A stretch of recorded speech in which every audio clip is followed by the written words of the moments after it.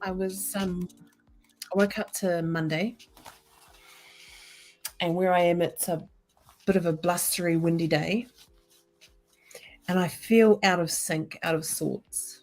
Um, haven't been able to get myself together enough to be able to, be presented in the way that I like, or have my hair did, or my eyeliner as I'd like.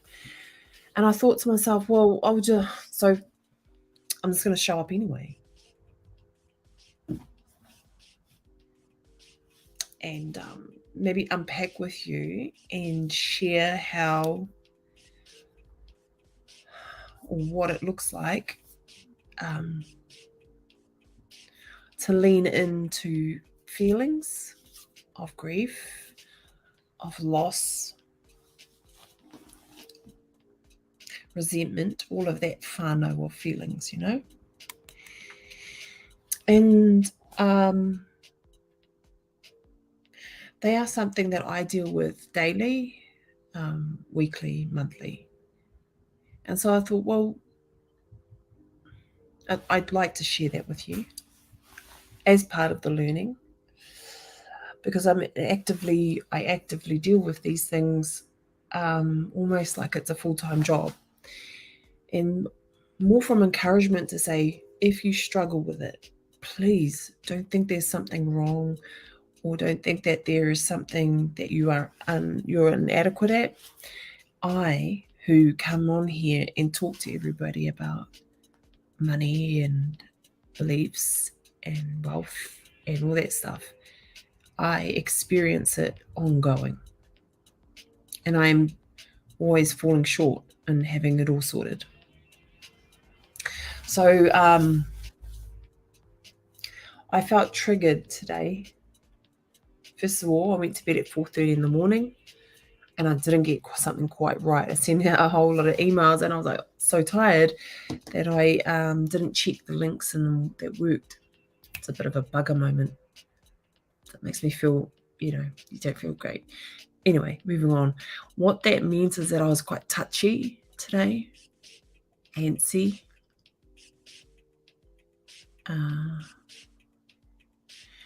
And my husband was booking his, what do you call it? Flights and stuff for him, our baby, and his mum. And they're taking a beautiful journey back to the Cook Islands, where he's from. And they're going to go through that process of reconnecting back to their whenua.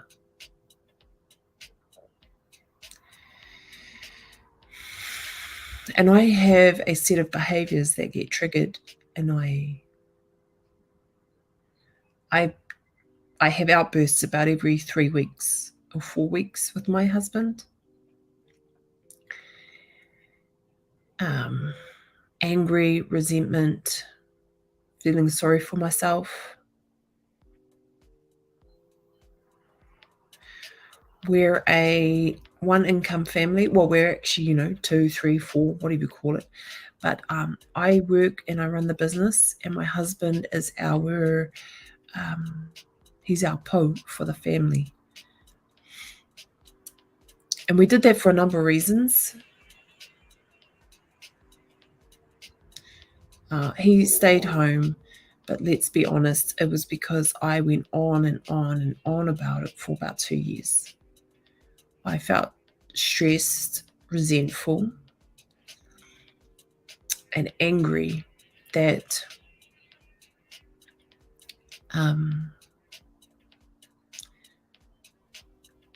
his job as a builder, an apprentice builder, meant that we did without him for about 40, 50 hours a week. And with going to work outside the home, you had to pay petrol, and then parking to work in Wellington City. And then tradies just seem to have lunch all the time to me. I work from home, so, it's rice or it's toast or it's whatever. And he, from my eyes, seemed to be having Friday afternoons with a drink and buying lunch every day, was how I saw it. And so for me, just purely looking at numbers and feeling sorry for myself because of my stress levels, it was like, piss off, man. I feel like we're working for the man or working for the benefit of your boss, because once you come home, it's half the pay. In my mind, half the pay after tax and everything. Why would anybody work? Why would anybody have a job? But when I really reflect on it, I think I was right. And our family is doing better from him giving that sacrifice of his job and instead investing his time into us. We spend less because $300 isn't going towards parking, food, and petrol. And we have more time, and our baby doesn't have to be in full-time care. And we're 41, so the fact that we have a little baby, he's, we don't have the chance to have heaps and heaps of family, all of that kind of context. But it was an emotionally charged decision from me, I think. I think whilst it might be the right decision, lots of good things have come from it. We've had to do a lot of healing. So for my tāne, there's the healing around what does he bring into the home. He's worked all his life, and then it's tough to take on those roles. And then there's me going, I don't care. Why should I have to work and run a business to make up for the money that gets taken out from taxes and travel and stuff? And then on top of that, be the stay-at-home parent who also receives the kids up to school. And me feeling lots and lots of resentment about, why do I have to make 2 incomes within 6 hours a day or 30 hours a week? And then you, a labourer, get to get out of the house, you get to earn, but all those kinds of conversations and feelings. And I'm sharing this with you because the lesson for me is to try, and it's actually hard, to separate, even though it's a really fruitful decision and it's been the right decision for us, for my husband to stay home as the grounding family member for the kids. It's turned out to be the healthiest decision, but what got us there was not the healthiest set of, it wasn't rational necessarily from me. It was, I'm stressed, I'm feeling out of control, I'm feeling jealous actually of someone who gets to get out of the house, have friends, you know what I mean, have fun. I love working physically, and just so fueled by resentment. I have these feelings regularly. It's not a last year thing. It's probably my working life. Something's gone on. Potentially it was when I was 22, 21. And my dad helped me buy my first house when I was 21, I think, in Palmerston North. And, really grateful for that. But back then I was 21, and my teenage years in childhood, mum and dad they were a challenging couple, great parents, but as a couple, they really rubbed each other up the wrong way. And there was this dynamic that existed where my dad was a really good earner, and he would earn and work hard and look after us and be parent and take us to sports. And my mum was a really good spender. And my mum didn't appreciate my dad. Yeah, but when I look back now that mum has passed away and I'm 41, mum didn't appreciate the disconnection from him, I think. That kind of oh, well, fine, if you're going to be working and you're going to be a high flyer and socialite, then I'm going to be comfortable spending money. But that kind of cycle kept dad going to work, which meant as we got older and older, the family and my dad was time poor.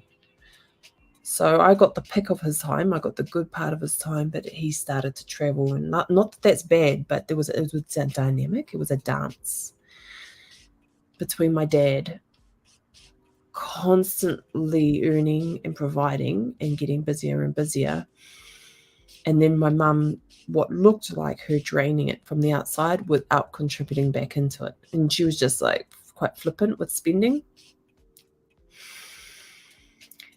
Now, I think that when my mum moved in with me and my sister, after mum and dad separated and I was 21, I think basically I resented that I felt stuck in that same dance that they used to have in my mind. I call it a dance. I call it just a struggle, constant friction, whatever you want to call it. Yeah. I think that's where it started. I think I might have really resented feeling now responsible for my mum and my baby sister, who's 14 years younger than me. And that's hard to say, because you try not to admit to what feels like impure emotions. But I'm encouraging us to name and talk about these things on Mondays to ourselves, if no one else. Name these emotions and own them and say, this is how I felt. There's a lot of responsibility in our whānaus, in our whānau, in our iwi, to be caring to each other, humble, sharing, don't come across greedy, make place and space for everybody, and not admit to not enjoying every moment of that sharing. And I look back now, and I didn't dislike them living with me. I disliked that when I wanted to break free at 21, 22, and I wanted to pay off some debt that I'd gotten, and I didn't know how to pay it back. That when I wanted to sell the house to clear all my debt, including my student loan, and go be a young person and be free and travel or get the job that I wanted, which was anything fun. I remember my mum panicking and blaming me that I was going to, how I remember it, but she probably didn't say this, was blaming me that I was going to make her and my sister homeless and that it was my fault. I was 21 and I hadn't experienced my mother being a provider for me, just a really disruptive person in my mind at that time. So to have someone who I felt never really cared too much to provide for me accuse me at 21, a child basically still, that I was going to be ruining her life. Now, I'm sure she didn't say that. She probably just cried and freaked out in front of me and didn't stop. But I carried that and I felt really resentful. And you know what I did? I chucked the house away. I chucked it back at the family and I was just like, oh, I'm taking off to Australia. I'm going to Australia. No, I didn't tell them. I just went and just didn't come back. And, my papa, I think, doubled the value on that house, and the whānau, he paid for it. My mum and my sister had a great place to live. And I think the family sold the house, and great. And for me, that's where a pattern came, where I was just like, when my whānau came too close to me, I either departed, and if I didn't think I could depart, whatever I had, if it's what they wanted or needed, a place to stay, a place to rent, I gave it to them. And I get out of there. And it started this cycle of that kind of behavior, of running away because I don't particularly like all of their company, or I don't like the feelings I get from people I'm close to when it comes to money, having a home. Yeah. So my Monday is saying these things out loud, because it came back today. It comes back every month with my tiny, because if I feel like he's enjoying himself too much, benefiting too much from his time off, from being a stay-at-home parent, even though I know better, I have cycles of emotions where I will feel, I think, resentment and jealous that I don't have the freedom of time. Because if I stayed home, I wouldn't have there wouldn't be the same amount of money. And then there's the thing, we don't need that much money. We need time together. But that's a really hard thing to really internalize. I struggle with it sometimes. So I want the comfort of good income. I want the time and the freedom of staying at home parent. And I want the control of being a single person. And my journey I'm going through at the moment, or like every week, is about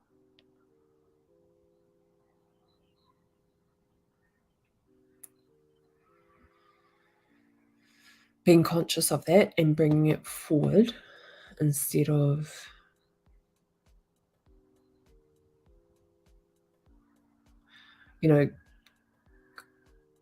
having, what do you call it? See, it gets tough.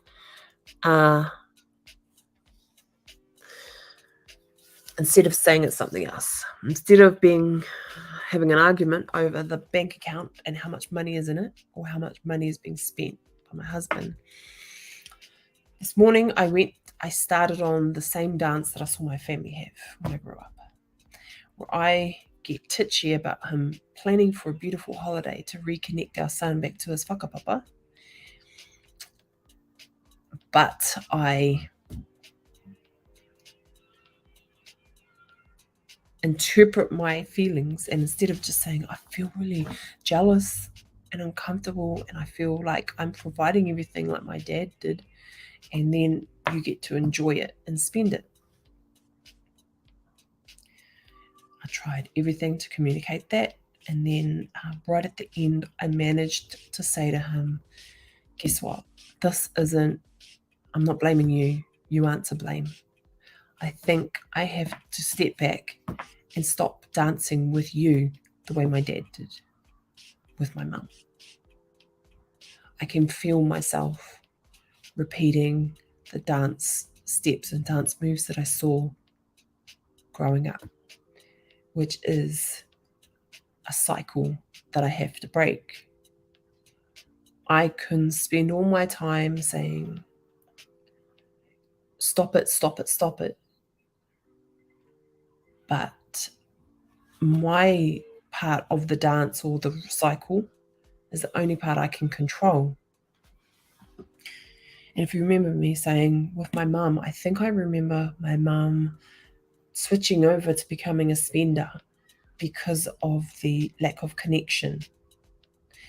And mum and dad were two very different people, so what they call connection was different. Mum is not social, dad was very social and out there and travelled the world working, and I can feel myself doing those same behaviours of leaning more into that, but expecting my husband to feel great while he's holding on the home. And therefore we break down in that conversation part, and then the cycle carries on. So I actually don't think my husband's doing anything wrong. Actually, I know he isn't. But there are parts that he definitely needs to improve on, and they're quite pragmatic things. But the part that I have to own and I'm struggling with is saying, exactly what the part I'm struggling with is, rather than complaining about the bank account or the spending behavior. See what I mean? The problem is I feel jealous because I want to play with baby and chill out with him and go visiting during the day. And I want to go for 3 weeks to the Cook Islands and connect to my whenua like you. I want to go to my whenua back home. But instead, when I finish this job, I've got this business, all those things. Instead of just saying that and admitting to the complex bundle of emotions that I am and resentments and dealing with the feelings I'm having, I tend to bury it in, this is what you spent on, and you didn't do this and you didn't do that.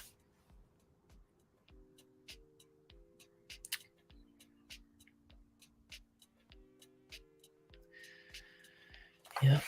And so I think it wears me out. And like, so I've turned out today, I just thought, frick it. I just look the way I really look. I look tired and I feel tired. And the whole reset your money thermostat journey that I'm taking alongside everybody, for me is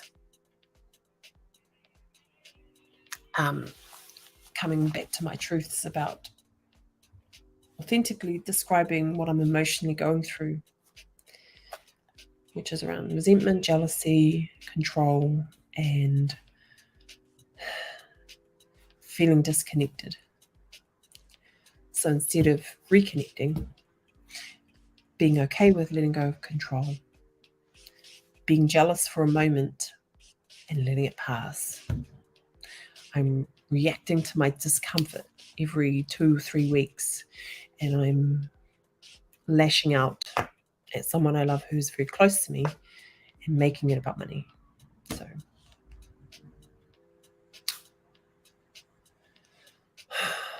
So my practice today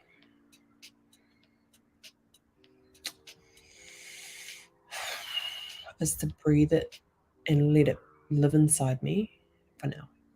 There's just, we don't have to do something about every emotion. But I do have to tell the truth. So my truth is, that's my feelings. There's no problem with money. And then I get to sit with that on Monday and just today and just park it and just like put it over here. Be like, cool. Haven't worked out your issues from your childhood and your control issues around money. Just brush your teeth, have another cup of tea. Cut the to-do list down from 5 things down to just get 1 and 2 done. That's where I'm at. I'm overwhelmed with some resentment and money grief, and I'm going to park it here on Monday. Park it, and I'll come back and pick it up next week. And my 2 things I'm going to do is have a smoothie, have some supplements, have something warm.